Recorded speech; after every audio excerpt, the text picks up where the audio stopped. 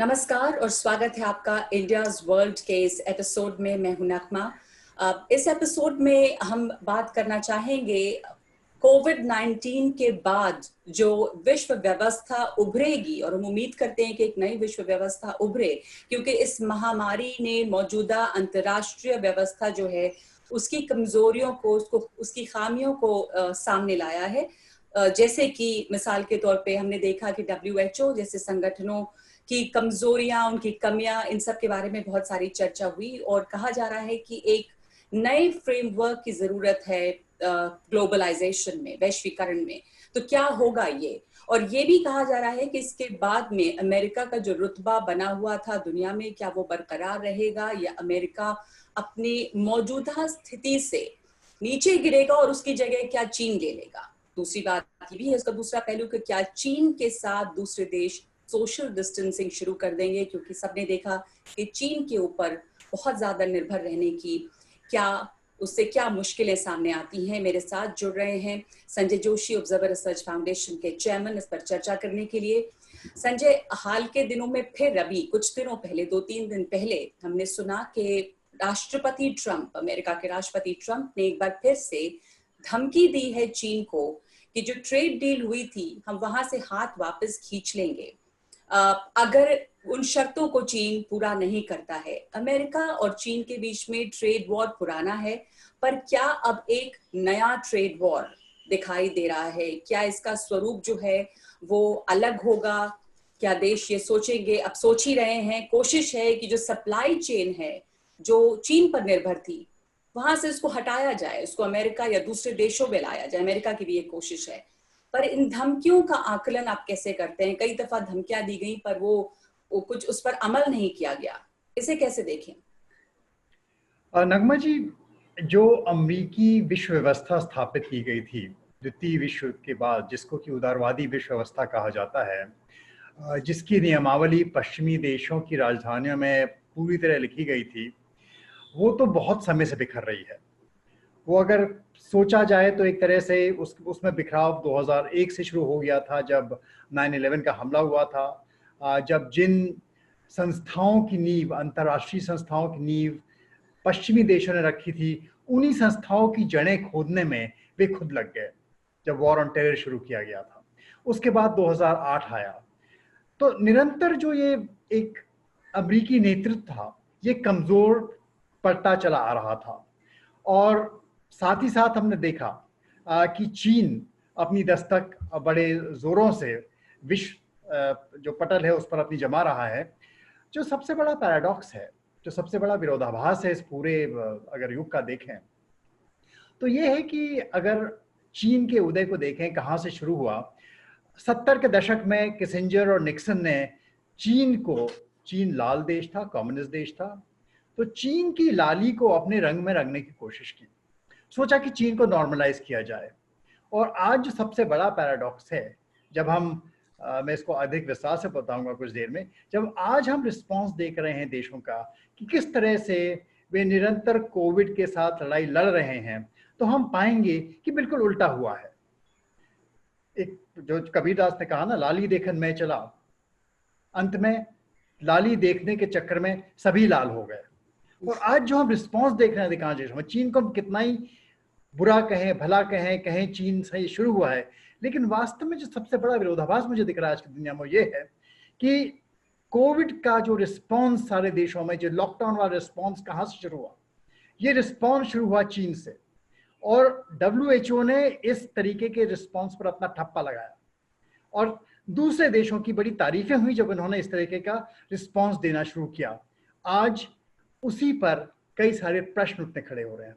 तो ये विश्व व्यवस्था है, इसमें वास्तव में आज मेरे विचारों में एक बड़ा वैचारिक द्वंद्व उभर करके आ रहा है। और अंततः ये चीन और अमेरिका की लड़ाई नहीं है, ये ट्रंप और प्रेसिडेंट जी की लड़ाई नहीं है, ये विचार, आइडियोलॉजी, विचार व्यवस्थाओं की लड़ाई है, जिसके बारे में नए विश्व को नए ढंग से सोचना पड़ेगा और ये निर्धारित करना पड़ेगा कि किस तरफ हम जाना चाहते हैं नई विश्व व्यवस्था में। हमने ये भी देखा है संजय जी के कोशिश है कि जितना भी जो सप्लाई चेन चीन पर निर्भर है, यूएस प्रोडक्शन सप्लाई चेन, वो चाइना से हटे और ग्लोबल इंडस्ट्रियल सप्लाई जो है वो भी चीन से हटे, दूसरे देशों में जाए। लेकिन जिस तरह से हम चीन का एक तरह से वर्चस्व देख रहे हैं, चाहे वो जेनेरिक ड्रग के मामले में हो, दूसरी चीजों के मामले में हो, क्या ये मुमकिन है कि दूसरे देश ये एक तरह से सोशल डिस्टेंसिंग कोविड-19 के बाद चीन के साथ कर पाए? क्योंकि तमाम देशों ने इस बात की शिकायत की है कि चीन की किस तरह की जो प्रेडेटरी ट्रेड प्रैक्टिसेस की हम बात कर रहे हैं वो सामने आई हैं और सबको लग रहा है कि इनके ऊपर बहुत ज्यादा निर्भरता सही नहीं है। तो क्या अब हम कोविड-19 के ये पैंडेमिक जब खत्म होगा, ये दिखेगा, क्या दिख सकता है? एक ऑप्शन ये भी है कि देश किनारे हटे, चीन पर से निर्भरता कम हो, एक ऑल्टरनेट सप्लाई चेन व्यवस्था उसकी की जाए। हमने देखा है कि अमेरिका बात कर रहा है कि एक अलायंस बनाएगा ट्रस्टेड पार्टनर्स के इकोनॉमिक प्रॉस्पेरिटी नेटवर्क के नाम से, जिसमें जापान भी है, न्यूजीलैंड, ऑस्ट्रेलिया, इंडिया, वियतनाम, ये तमाम देश हैं। फिर वही विरोधाभास पूरी दुनिया की जो जो जो, जो आउटलुक है इस पर, वो देखने को मिलता है। एक तरफ चीन से अलग होने की बात की जाती है, एक तरफ कहा जाता है कि चीन की सप्लाई चेन्स अब जबरदस्ती तोड़ी जाएंगी, टूटेंगी, बिखरेंगी। वास्तव में हाँ, कुछ ना कुछ बिखराव इनमें अवश्य आएगा और हर देश आज कम से कम ये महसूस करने लगा है कि किसी एक देश पर पूरी तरह से सप्लाई चेन पर निर्भर रहना किसी भी मायने से अच्छा नहीं है। तो सप्लाई चेन्स में डाइवर्सिफिकेशन जरूर आएगा। अगर आवश्यक चीजें हैं तो उनके कई सोर्सेज होने चाहिए। एक सोर्स कभी भी अच्छा नहीं होता है। अगर एक सोर्स के साथ हम बंध जाते हैं तो हमारी अर्थव्यवस्था के लिए, किसी भी देश की अर्थव्यवस्था के लिए अच्छा नहीं है। तो सप्लाई चेन में डाइवर्सिफिकेशन जरूर आएगा, लेकिन ये कहना कि तुरंत आ जाएगा, ऐसा नहीं होता है। सप्लाई चेन्स इतनी बुरी तरह से उलझी हुई हैं कि इनको तोड़ने में, इनका बिखराव होने में समय लगता है। और कम से कम जो अभी असेसमेंट्स हैं कि अगर सप्लाई चेन में बदलाव आता भी है तो वो कम से कम 3 से 8 वर्ष लगेंगे इसमें चेंजेस आने में।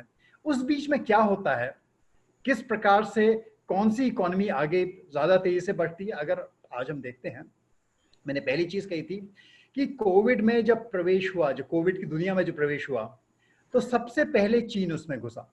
चीन में सबसे ज्यादा सबसे पहले असर हुआ और जो रिस्पॉन्सेज एक तरीके से चीन ने वुहान में लागू किए, लॉकडाउन करके, ट्रेन्स बंद करके, लोगों का आना जाना बंद करके, लोगों को अपने घरों में बंद करके, उसी तरीके के रिस्पॉन्स हमने देखा कि सारे देशों में धीरे धीरे धीरे धीरे धीरे उसी तरीके के रिस्पॉन्सेस हम लोग अपनाने लगे हैं। आज चीन अपनी अर्थव्यवस्था खोल रहा है, बाकी देश उसके पीछे हैं। तो मेरा जो मूलभूत प्रश्न वो ये है कि क्या वही चीज फिर से होगी? क्या जो प्रोटोकॉल्स चीन अपनाएगा जी अर्थव्यवस्था खोलने के, वही प्रोटोकॉल्स पूरी दुनिया भी अपनाने लगेगी? तो ये एक बहुत बड़ा एक डिलेमा है जिसको विश्व को जवाब देना होगा। चीन को क्या हम ये लीडरशिप देने को तैयार हैं? क्योंकि वास्तव में अगर आप देखें तो जो स्थिति है, अगर आप भारत जैसे देश को देखें, अफ्रीकी देशों को देखें, साउथ ईस्ट एशिया के देशों को देखें, लैटिन अमेरिका के देशों को देखें, जहां 3.5 अरब लोग रहते हैं, दुनिया की ज्यादा आबादी वहीं रहती है, इन देशों में परिस्थिति अमेरिका, चीन, यूरोप से बिल्कुल अलग है। तो क्या ये देश कोविड से लड़ने के लिए और कोविड से बाहर निकलने के लिए वही रास्ते अख्तियार करेंगे जो चीन ने अख्तियार किए हैं? तो ये सबसे बड़ी दुविधा है। और आज जो हम एक प्रश्न बड़ा उठता चला आ रहा है कि क्या चीन ने क्या किया? बहुत भारी मात्रा में टेस्टिंग शुरू की। हम पा रहे हैं कि अधिकांश देशों में उतनी कैपेसिटी नहीं है टेस्ट करने की। भारत ने फिर भी धीरे धीरे बढ़ाई है। आज भी हमारी टेस्टिंग अगर पर मिलियन देखें तो सिर्फ 1000 है, बहुत कम है। अफ्रीका जैसे देशों में, लैटिन अमेरिका जैसे देशों में और भी कम है। तो क्या रिस्पॉन्स हमारा कोविड के प्रति रहेगा और क्या रिस्पॉन्स हमारा रहेगा, किस तरीके से हम कोविड से बाहर निकलेंगे, इसमें भिन्नता आगे हम देखेंगे कि बिल्कुल आएगी। और इसकी लीडरशिप कौन लेगा, ये प्रश्न उठता है। कौन देश इसकी लीडरशिप लेगा? अमेरिका इसकी लीडरशिप नहीं ले सकता और चीन इसकी लीडरशिप नहीं ले सकता। परिस्थितियां भिन्न हैं, समाज भिन्न है, सरकार भिन्न है। तो मेरे मायने में कई दुनिया के कई देश आज, अगर भारत इस वक्त नेतृत्व ले तो भारत की तरफ देखेंगे कि कैसे भारत इन बड़ी समस्याओं का जो उठ के चली आ रही है, अगर हम देखें जैसे हम लॉकडाउन किया, माइग्रेंट लेबर्स का कितनी बड़ी समस्या खड़ी हो गई। हम्म। ऐसी समस्याएं और देशों में भी आएंगी, जिन देशों की मैं बात कर रहा हूं जब बहुत सारे लोग रहते हैं। तो कैसे इनका हल निकाला जाए? चीनी हल नहीं हो सकता। बिल्कुल। जो हम जी। कोशिश कर रहे हैं कि चीन ने जैसे तालाबंदी करके सबके अपने घरों में बंद कर दिया, तो ये जो गलतियां हम कर रहे हैं चीन का मार्ग अख्तियार करने की, इसके रिस्पॉन्स में यहाँ हम गलतियां करेंगे, क्योंकि जी। हमारी परिस्थितियां और अन्य देशों की परिस्थितियां जो हमारे साथ है इसमें बड़ी भिन्न है। जो एक नई विश्व व्यवस्था बन रही है, उसमें भारत का क्या रोल हो सकता है, या भारत के लिए क्या मौके, क्या चुनौतियां, इस पर मैं संजय बस कुछ ही देर में आऊंगी। एक छोटी सी टिप्पणी मैं समझना चाहती हूँ, ये बहुत दिलचस्प है देखना कि अमेरिका, प्रेसिडेंट ट्रंप अपनी चुनाव के पहले, नवंबर में चुनाव है, लगातार अर्थव्यवस्था की बात कर रहे थे। नौकरियां बढ़ी थी अमेरिका में, इकोनॉमी सुधर रही थी, लेकिन अभी अर्थव्यवस्था नीचे गिर रही है। बेरोजगारी 14% पे बताई जा रही है, जो ग्रेट डिप्रेशन के बाद सबसे ऊंचा आंकड़ा है बेरोजगारी का। ऐसे में क्या उनकी ये मजबूरी है कि अब जब वो चुनाव में जाने वाले हैं, तो वो चीन के बल पर इस चुनाव में जाना चाहते हैं या जीतना चाहते हैं चुनाव को? उनकी ये मजबूरी, उनकी इकोनॉमी है नहीं, नौकरियां है नहीं, तो वो अब कोविड-19 के बाद और क्या करें? इसलिए हम दोबारा से ये सुर सुन रहे हैं कि चीन को सजा मिलेगी, चीन को जवाब देना होगा। ट्रंप का जो इसमें एटीट्यूड रहा है, उन्होंने किसी न किसी तरीके से जो अपनी खामियां हैं, जिस तरीके से अमेरिका में कोविड की जो पूरी ये एपिसोड हुआ है उसको हैंडल किया गया है, उसमें जो खामियां निकली हैं उस पर पर्दा डालने के लिए उन्होंने सोचा है कि सबसे अच्छा जो रास्ता है, क्योंकि उनकी पॉपुलैरिटी रेटिंग्स गिर रही हैं इतनी भारी मात्रा में, 60,000 के ऊपर लोगों की जानें वहां जा चुकी हैं।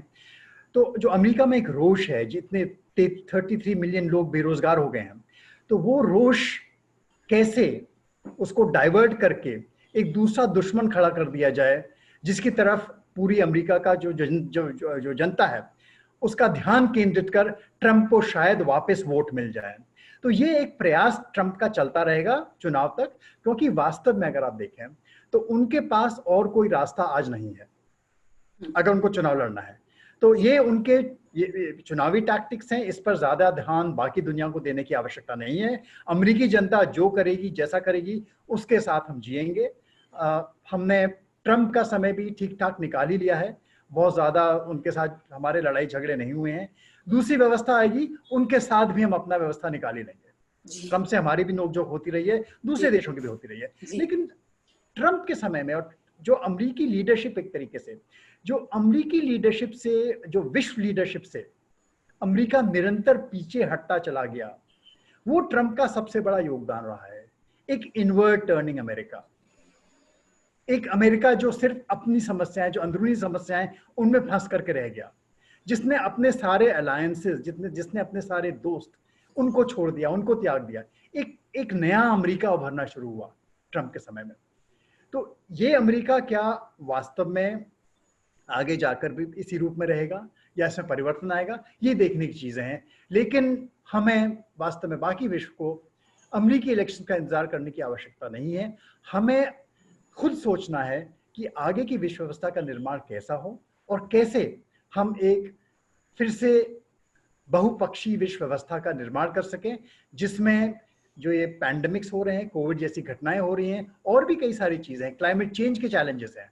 आज हमारे पास एक अपॉर्चुनिटी है, जब जब जब विश्व की पूरी इकोनॉमी एक तरह से सहम गई है, ठहर गई है, इसको नए सिरे से जब शुरू करना है, तो कैसे एक नई विश्व व्यवस्था शुरू की जाए जो कि ज्यादा इक्विटेबल हो। इसमें ये जो नई विश्व व्यवस्था की बात है, हम उम्मीद करते हैं कि एक नई विश्व व्यवस्था जो बहुपक्षीय हो, जो सबका प्रतिनिधित्व करे, रिप्रेजेंटेटिव हो तमाम लोगों की, दुनिया की, वैसी व्यवस्था खड़ी हो। हाल ही में जो नॉन अलाइन्ड मूवमेंट, जो नाम समिट हुआ, उसमें हमने ये देखा कि प्रधानमंत्री मोदी ने इस बात को उठाया कि एक नए ग्लोबल ऑर्डर की, नई फ्रेमवर्क की जरूरत है, नई ग्लोबलाइजेशन की, जहां पे सभी के हित की बात हो, संस्थाएं सभी का प्रतिनिधित्व करें।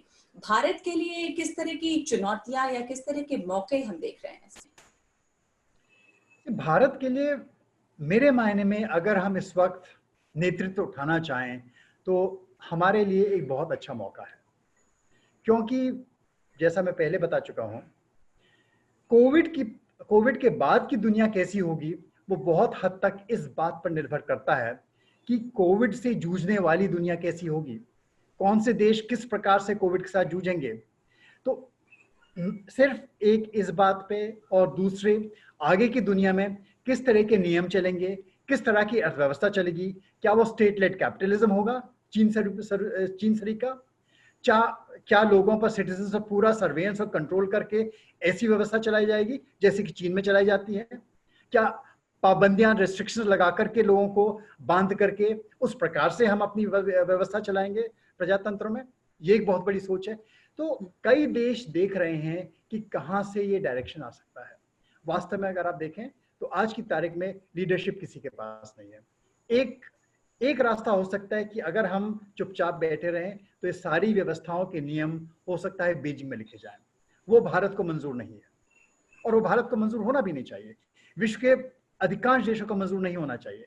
ये कैसे नए नियम कैसे होंगे इस नई विश्व व्यवस्था के, उनकी गणना उनको वो जो बनाए जाएंगे उनके लिए जरूरी है कि भारत इस तरीके के देशों के साथ मिलकर के जो भी उसके साथ जुड़ना चाहें। और कई सारे ऐसे देश हैं जो आज भारत को देखेंगे, भारत इस पूरी समस्या के साथ कैसे जूझता है, क्योंकि उनकी समस्याएं अमेरिका की समस्याएं नहीं है। ये संपन्न देश हैं, इनके पास भारत की समस्याएं हैं। हम लोग सोशल डिस्टेंसिंग की बात करते हैं, धारावी में सोशल डिस्टेंसिंग कैसे होगा? सोशल डिस्टेंसिंग संभव नहीं है। इसी प्रकार से अन्य देशों में भी अगर अपोलो जाएं, ब्राजील जाएं, साउथ अफ्रीका जाएं, अफ्रीकी देशों में जाएं, संभव ही नहीं है। जहां एक कमरे में 10-15 लोग रहते हैं, 1-1.5 स्क्वायर मीटर के कमरे में, वहां कैसे सोशल डिस्टेंसिंग आप करिएगा? तो ये जो नियमावलियां हम एक तरीके से वर्ल्ड हेल्थ ऑर्गेनाइजेशन उठा करके पहले चीन से, उसके बाद अमेरिका से, उसके बाद यूरोप से इंपोर्ट करके हिंदुस्तान ले आए, ये रास्ता सही नहीं है। हमें एक्चुअली लोकल लेवल पर कम्युनिटीज के पार्टिसिपेशन के साथ किस तरीके से डिसेंट्रलाइज करके कैसे रास्ते अख्तियार करने चाहिए इस महामारी से लड़ने के लिए, क्योंकि ये महामारी अभी हमारे साथ रहेगी, ये जाने वाली नहीं है। और हमको इसके साथ रह अपनी व्यवस्था चलानी होगी, अपनी अर्थव्यवस्था भी चलानी होगी, लोगों को जीवन यापन भी देना होगा और आगे बढ़ना होगा।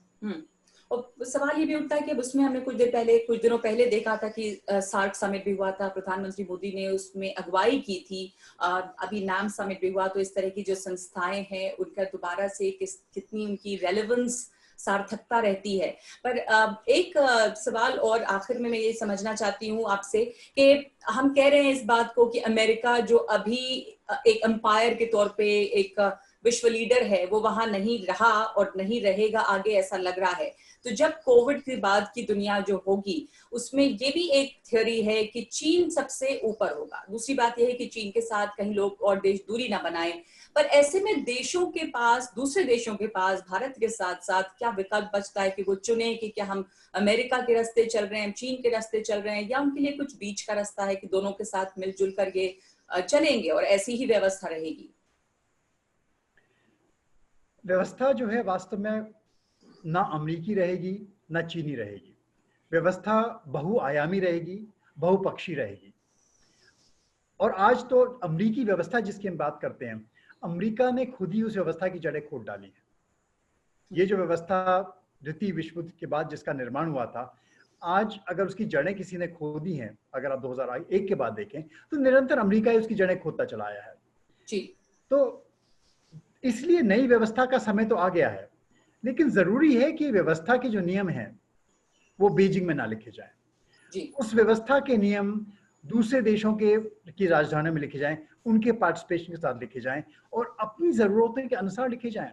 जो जरूरत आज बीजिंग की है वो जरूरत हमारी नहीं है, वो जरूरत अफ्रीकी देशों की नहीं है, वो जरूरत लैटिन अमेरिकी देशों की नहीं है, उनकी जरूरतें भिन्न हैं। तो मौका जो आपने देखा कि जो लीडरशिप लेने की कोशिश की गई, फिर से एक तरीके से नाम में सम्मिलित होने की, ऑनलाइन मूवमेंट को एक फिर से, चाहे उसका नाम का आज कोई मतलब नहीं रह जाता, क्योंकि उस तरीके के अलाइनमेंट्स आज हैं ही नहीं जी।